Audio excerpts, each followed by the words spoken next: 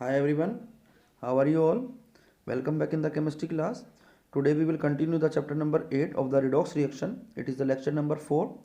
First topic is direct redox reactions. The reactions in which oxidation and reduction takes place in the same container या same vessel are known as the direct redox reaction. ऐसी कोई भी reaction जो ऐसी जिसमें oxidation और reduction same vessel में होता है उसको हम बोलते हैं direct redox reaction. For example, when zinc rod is dipped in the ZnSO4 solution, then oxidation and reduction takes place in the same vessel.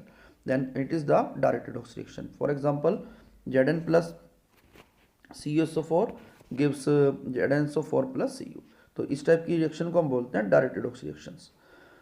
Number 2, in direct redox reactions, the reaction in which oxidation and reduction takes place in the different vessel, यानी कि oxidation अलग होगा, reduction अलग होगा, then this type of reaction is known as the indirect redox reaction. For example, redox reaction in a electrochemical cell. Electrochemical cell में जो redox reaction हो रही है वो आपकी indirect redox reaction का example है, उसमें oxidation अलग होता है, reduction अलग होता है। Next is the electrochemical cell. अब इसी टॉपिक को डिस्कस करते हैं। What is the electrochemical cell? The device which convert chemical energy into the electrical energy. ऐसा कोई डिवाइस जो केमिकल एनर्जी को इलेक्ट्रिकल एनर्जी में कन्वर्ट करता है, that is known as the electrochemical cell.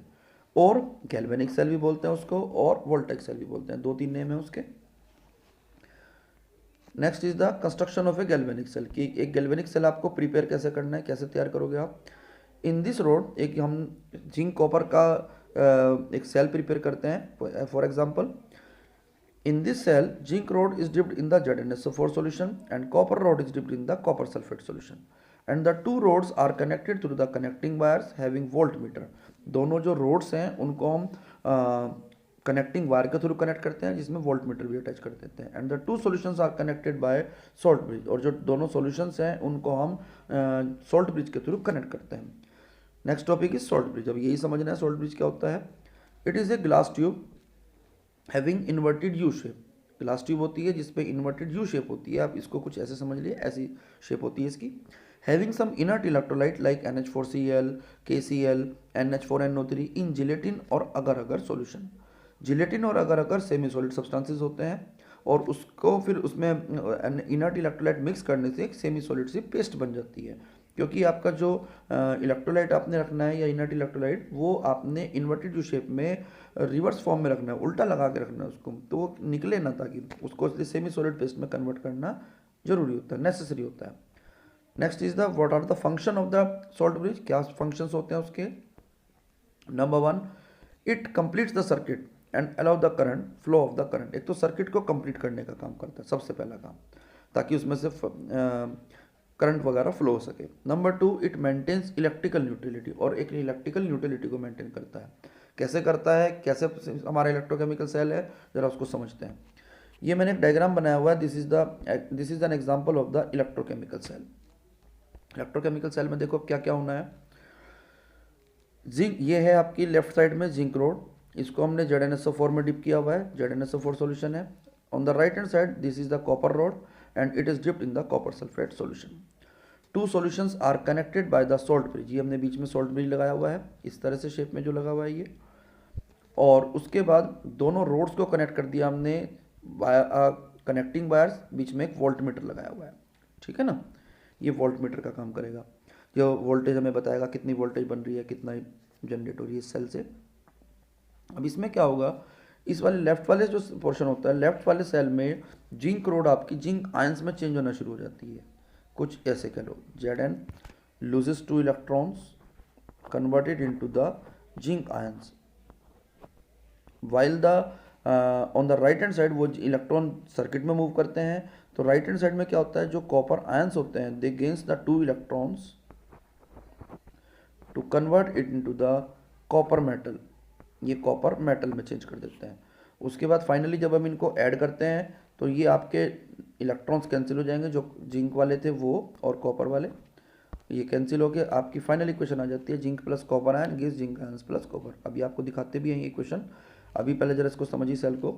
इस सेल में जो करंट की डायरेक्शन, ये आपका राइट वाला जो पोर्शन है ये कैथोड का काम करता है, लेफ्ट वाला पोर्शन एनोड का काम करता है।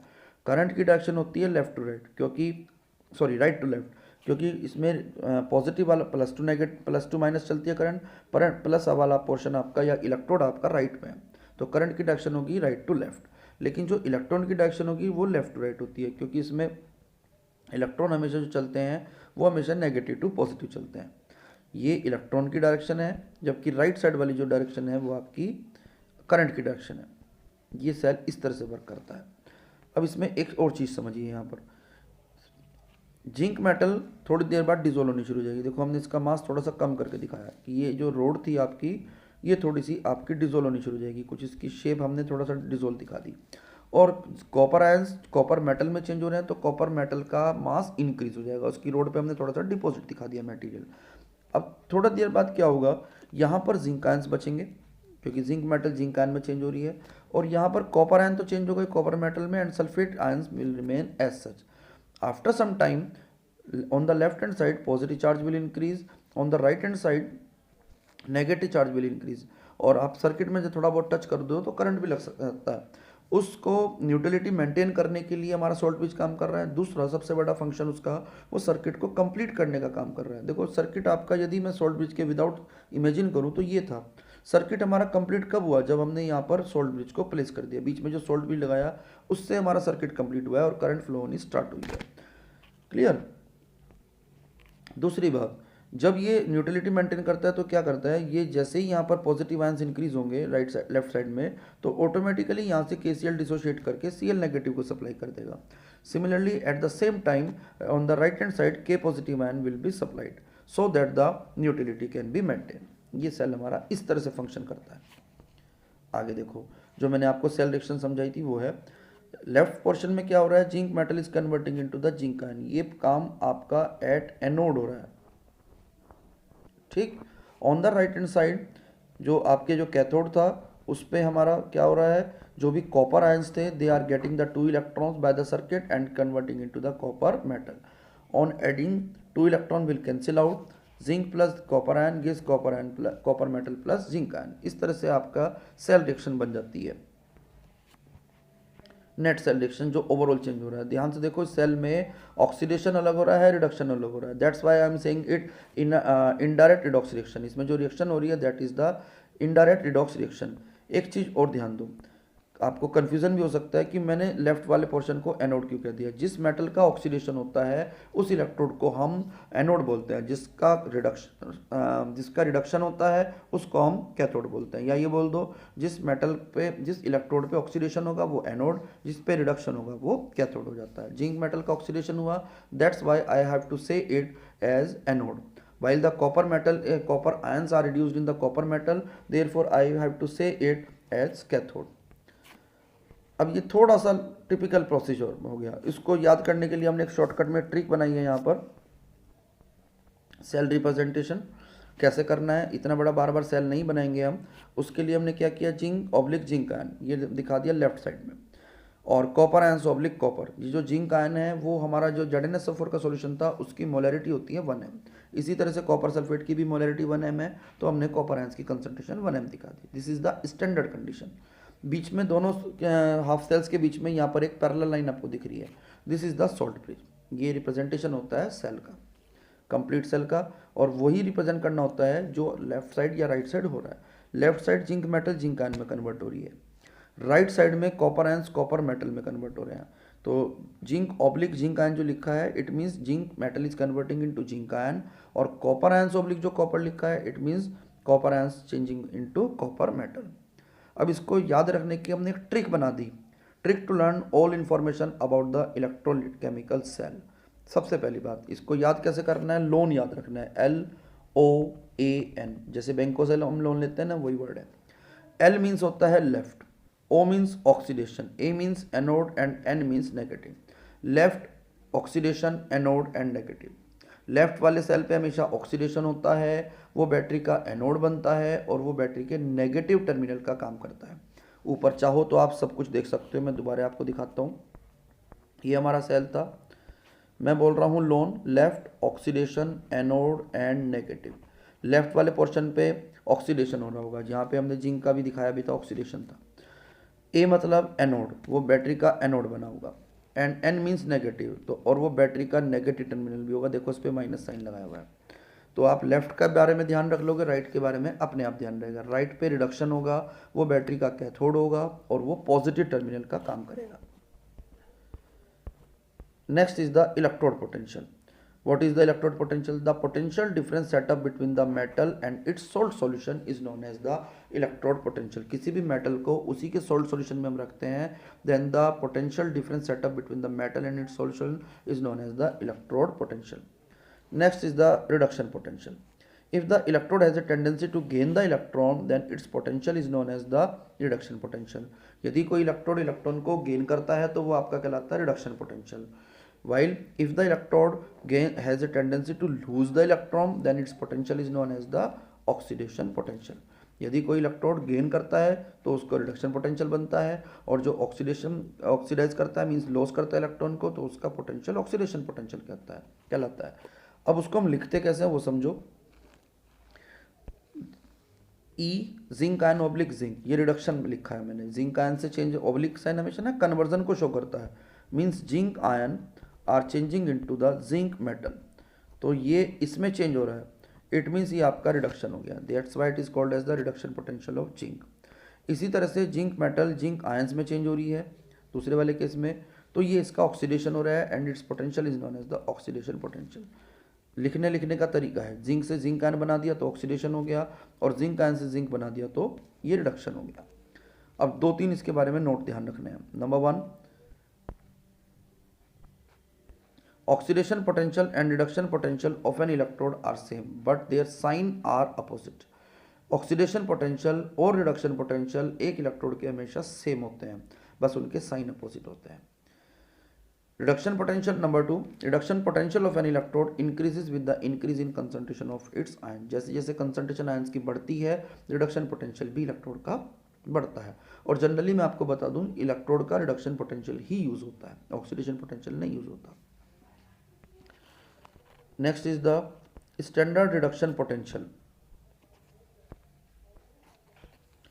The reduction potential of an electrode when the concentration of its ion in the solution is 1 moles per liter and temperature is 298 Kelvin is known as the standard reduction potential. यदि कोई आपका electrode है, उसका reduction potential आप कब ले रहे हो? When the concentration of the solution is 1 moles per liter and the temperature is 298 Kelvin, pressure होगा 1 bar, then the is potential is known as the standard reduction potential. It is represented by E naught sign. अब जैसे मैंने लिख दिया यहाँ पर E naught zinc ion oblique zinc, तो it means standard reduction potential of electrode है ये।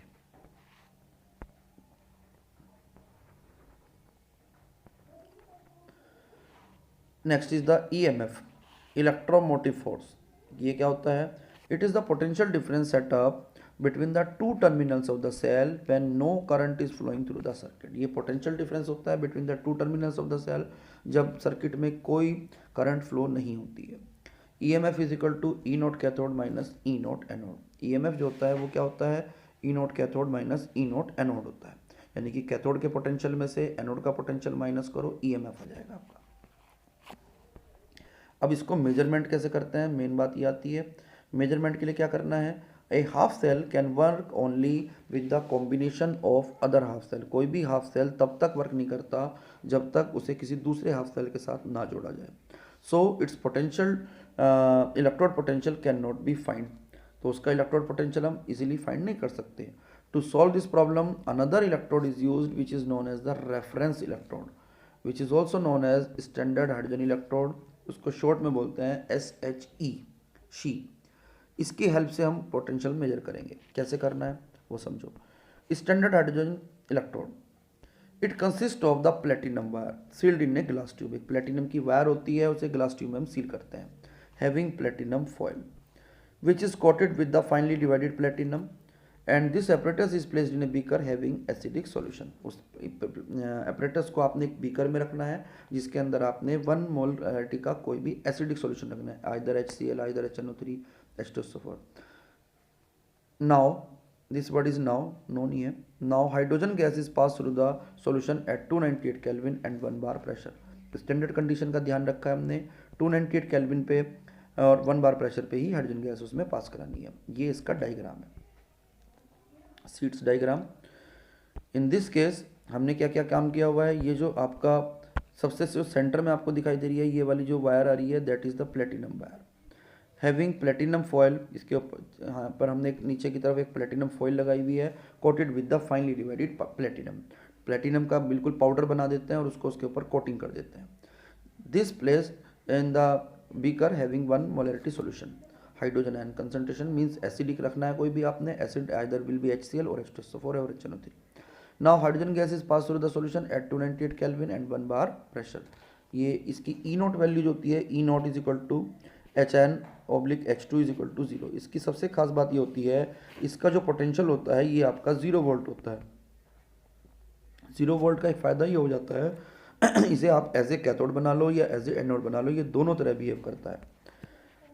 The E0 value of the SHE is taken as 0, therefore E0 hydrogen ion/H2 is equal to 0.001। therefore it can work as a cathode as well as anode। सबसे बड़ा benefit यही है कि ये as a anode बना लो, as a cathode बना लो, दोनों तरह वर्क करता है। If it work as anode, यदि ये एनोड की तरह वर्क करता है तो उसका रिएक्शन होती है half H2 gives H plus 1 electron. तो हाफ H2 आपके जो गैस थी ना वो H में कन्वर्ट होती है। And the representation will be platinum surface comma half H2/H। ये ऑब्लिक साइन चाहो तो थोड़ा बड़ा बना लेना। 1/2 H2 hydrogen gas is converting into H ions, concentration is 1 m। If it work as cathode, यदि ये एज ए कैथोड काम करता है तो सब कुछ रिवर्स हो जाएगा, क्योंकि कैथोड पे आपको पता ही है रिडक्शन होता है। Hydrogen ion will gain 1 electron converting into the half H2 and the representation will also be reverse H ions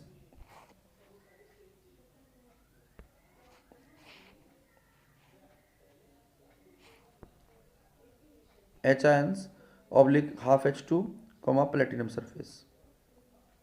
ठीक है ना, सब कुछ रिवर्स होगा। H ions are converting into the half H2 gas on the platinum surface. Next is the measurement of the standard electrode potential. अभी main problem आती है कि पोटेंशियल मेजर कैसे करना है, उसको देखो। The electrode whose potential is to be determined is connected to the SHE. जिसका भी पोटेंशियल मेजर करना होता है उसको शी से कनेक्ट करते हैं bye connecting wire having volt meter and the 2 solution joined by the salt bridge. और सॉल्ट ब्रिज साथ में वहाँ पर एडजस्ट कर देते हैं। वोल्ट मीटर लगाना है, सॉल्ट ब्रिज लगाना है। If the electrode forms negative terminal of the cell then it is allotted negative electrode potential. यदि वो बैटरी का नेगेटिव या सेल का नेगेटिव टर्मिनल बन जाता है तो उसका पोटेंशियल को नेगेटिव वैल्यू अलॉट कर देते हैं। If it forms the positive terminal then its value positive value is allotted as a electrode potential. Electrode potential को फिर हम पॉजिटिव वैल्यू दे देते हैं। And the potential difference setup by the is measured by the voltmeter and the direction of current is measured by galvanometer. जो potential difference है वो voltmeter से मेजर करेंगे और डायरेक्शन ऑफ करंट को गैल्वेनोमीटर से। ये इसका डायग्राम हो गया। मैंने यहाँ प्रॉपरली थोड़ा सा शी को नहीं दिखाया, बेसिकली हमें सिर्फ एक कनेक्शन समझाने थे इसके। हमने क्या किया है, ये लेफ्ट साइड जिंक इलेक्ट्रोड ले लिया। सपोज मुझे जिंक इलेक्ट्रोड का ही पोटेंशियल मेजर करना है। ये जिंक रोड हो गई आपकी, ये आपका ZnSO4 सॉल्यूशन हो गया और ये बीच में सॉल्ट ब्रिज हो गया यहाँ हमारा। हमने यहाँ पर इसको शी से कनेक्ट कर दिया। शी को थोड़ा प्रॉपरली नहीं दिखाया, बस ऐसे ही दिखा दिया रफली। ऊपर की तरफ वोल्ट मीटर लगा दिया so that the voltage can be measured. Current की डायरेक्शन देखनी होती है तो गैल्वेनोमीटर लगा के देख सकते हैं। गैल्वेनोमीटर कुछ इस तरह का होता है, उसमें सेंटर में 0 होता है और बीच में उसमें G लिखा होता है। ठीक है, तो यदि वो राइट साइड जा रहा है इट मीन्स करंट की डायरेक्शन राइट में है, और वो लेफ्ट साइड जाता है तो इसमें उसकी करंट की डायरेक्शन लेफ्ट साइड है। उस साइड हो जाता है कौन कैथोड है कौन एनोड है। In this case the value of EMF comes out to be 0.76 volt. Therefore EMF is equal to E0 cathode minus E0 anode. ये फॉर्मूला है, आपको यही अप्लाई करना है। 0.76 is equal to right side में आपका कैथोड जो है वो हाइड्रोजन इलेक्ट्रोड है। देयरफॉर E0 हाइड्रोजन आयन/H2 माइनस E0 जिंक आयन/जिंक। स्टैंडर्ड हाइड्रोजन इलेक्ट्रोड का पोटेंशियल आपको पता ही है, 0 रखना है। ये 0 होता ही है, रखो, सॉल्व करो, इसकी वैल्यू आपकी नेगेटिव आ जाएगी। मैंने ऊपर पहले ही बता दिया था आपको, the electrode which forms the negative terminal of the cell is allotted negative value. ये तो आपको करके दिखाया बेसिकली, अदरवाइज इसमें ये देखो ध्यान से ऊपर, ये आपका जो इलेक्ट्रोड है ये आपका नेगेटिव टर्मिनल बन गया, तो जो भी वैल्यू वोल्ट मीटर में आई उसमें बस माइनस साइन लगा दो, क्योंकि जो E0 value standard hydrogen electrode की होती है दैट इज इक्वल टू 0। तो जीरो है तो राइट साइड में जीरो है, लेफ्ट साइड की जो वैल्यू आई बस वो माइनस साइन के साथ एज इट इज प्लेस करो। ये फिर भी मैंने आपको ईएमएफ के मेथड से बता दिया। Next heading is difference between EMF and the potential difference. क्या क्या होता है? Number 1, it is the potential difference set up between the two terminals of the cell when no current is flowing through the circuit. Potential difference, it is the potential difference of the electrode potentials of the two electrode when the cell is sending current through the circuit. जब circuit में current flow हो रही होती है उस time जो major करते हैं वो कहलाता है पोटेंशियल डिफरेंस। ईएमएफ तब होता है जब दो टर्मिनल के बीच में बस पोटेंशियल डिफरेंस आप देख रहे हो, करंट फ्लो नहीं हो रही। जैसे आप मार्केट से ना पेंसिल सेल लाओ, उस पर 1.5 वोल्ट लिखा होता है, वो उसका ईएमएफ है। लेकिन जब आप इसे यूज़ कर रहे हो तो उस टाइम उसका वोल्टेज 1.5 वोल्ट नहीं होता, वो पोटेंशियल डिफरेंस कहलाता है। Number 2, it is the maximum voltage obtainable from the cell. ये एक मैक्सिमम वोल्टेज होती है जितनी सेल से ले सकते हो आप ज़्यादा से ज़्यादा। जबकि जो पोटेंशियल डिफरेंस होता है it is less than the maximum voltage obtainable from the cell. Third point is it can be measured by the potentiometric method. Physics में पढ़ोगे आप, ये कुछ पोटेंशियोमेट्रिक में पोटेंशियोमीटर होता है, उस मेथड के थ्रू ही हम इसको मेजर कर सकते हैं bye.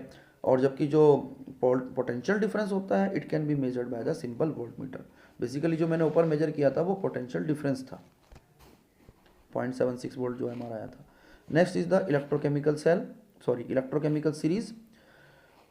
The arrangement of the various element in order of their increasing value of standard reduction potential is called as the electrochemical series.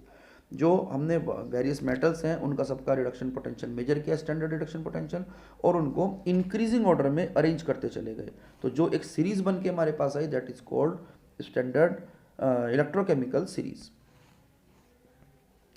अब इसके क्या क्या एप्लीकेशन है वो देखने हैं। Number 1, by electrochemical series we can find the EMF of the cell. किसी भी सेल का आप ईएमएफ फाइंड कर सकते हो। ईएमएफ का फॉर्मूला होता है E naught cathode minus E naught anode. Number 2, the by electrochemical series the reactivity of the two metals can be compare. मान लो आपके पास दो मेटल्स हैं जिनका पोटेंशियल आपको रिएक्टिविटी कंपेयर करनी है, वो भी आप कर सकते हैं। The metal occupying the higher position in the series is more reactive. Generally जो आपको पता ही है, जो रिएक्टिविटी सीरीज में ऊपर की तरफ आ रही है that is called as the more reactive. While the मतलब हमें कैसे पता चलेगा सपोज सीरीज ना पता हो तो? Generally the metal with the more negative value of standard reduction potential is more reactive. वो वाली मेटल जो जिसकी वैल्यू ई नोट की ज़्यादा नेगेटिव है वो आपकी मोर रिएक्टिव होती है। सपोज करो टू मेटल्स हैं ए और बी, ए की वैल्यू आपकी आती है -1 वोल्ट और दूसरे की वैल्यू आ रही है -2, तो बी वैल्यू मेटल जो आपकी है दैट इज मोर रिएक्टिव, उसकी रिडक्शन पोटेंशियल की वैल्यू मोर नेगेटिव है। Number 3, by electrochemical series the possibility of the redox reaction can be identified, means spontaneity। आप इलेक्ट्रोकेमिकल सीरीज के थ्रू ईएमएफ चेक कर सकते हो और ईएमएफ के थ्रू बता सकते हो which reaction will takes place और which will not takes place. If the EMF of the cell comes out to be positive, यदि किसी सेल का ईएमएफ आपका पॉजिटिव आता है then the reaction will be spontaneous, otherwise not spontaneous. आप कोई भी पर्टिकुलर XYZ रिएक्शन लिख सकते हो और उसके लिए आप मेजर कर सकते हो। If the EMF comes out to be positive then the reaction will takes place, otherwise it will not takes place. Number 4, the metal which has negative value of electrode potential can liberate H2 gas। जब कोई metal जिसकी negative value होती है electrode potential की वो hydrogen gas liberate कर सकती है on reaction with the dilute acid, otherwise दूसरी मेटल नहीं करेगी। सपोज करो जिंक मेटल है, उसका मैं आपको पोटेंशियल बताता हूँ दैट इज़ द -0.76 वोल्ट, तो ये कर सकती है। और कॉपर मेटल जो है उसका पोटेंशियल होता है +0.34 वोल्ट, तो ये नहीं कर सकती क्योंकि इसका पोटेंशियल पॉजिटिव है। इसके कुछ मैं क्वेश्चंस आपको कराऊंगा इन द नेक्स्ट क्लास। आप आज इन सब को टॉपिक्स को पढ़ो, इलेक्ट्रोकेमिकल सीरीज, उसके applications, electrochemical cell. Next class में आपके साथ मैं डिस्कस करूंगा इसके कुछ क्वेश्चंस। आई होप आपको आज का टॉपिक क्लियर हुआ होगा। थोड़ा सा टिपिकल है, नया टॉपिक है, अच्छे से पढ़ना है, इसको अच्छे से समझना है। वीडियो चाहो तो दोबारा भी देख सकते हो आप इसको। मेरी वीडियो को लाइक करो, शेयर करो, कमेंट करके बताया करो भाई जिसमें मैंने बनाई है तो आपको कैसी लगी वीडियो, ताकि उससे मुझे भी पता चलता रहे कहाँ पे कुछ प्रॉब्लम रही है। उस प्रॉब्लम को नेक्स्ट टाइम सॉर्ट आउट करेंगे। Okay, bye bye, see you in the next video.